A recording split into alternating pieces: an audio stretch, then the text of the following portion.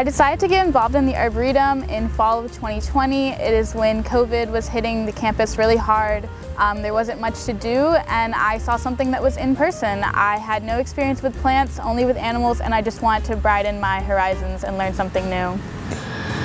I first found out about it, I was walking around on campus and I saw Arboretum sign and like some really pretty pine trees, and started talking to some folks here, and they got me connected with how to join.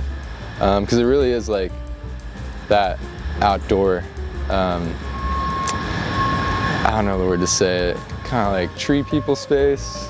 You know, like people are barefoot in the trailer walking around. It's a good culture.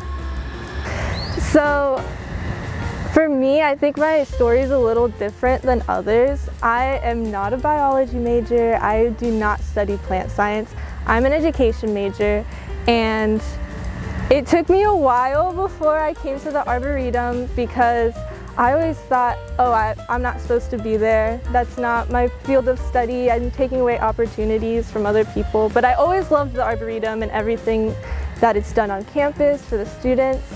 And actually at one event, probably spring 2021, I talked to an intern, a former intern now. Her name was Andy, and she told me that the Arboretum is a place for everyone, and like welcomed me and was like, you need to apply, you need to come, like you would be so great here, I see you at every event, like you'd be wonderful. And so that really pushed me to apply, and I had no idea that I would end up here for so long, and that would be like one of the best decisions I've made in college. I got involved in the Arboretum because I found that it was something that I could combine my two passions of plants and communication and merge them to become like one thing. And it honestly just was such a good merge, so I loved it. I started volunteering in the Arboretum my freshman year. I started volunteering at the farm, and I really loved it there. I remember the first time I went there, when they opened the gates, it was like coming to some magical place.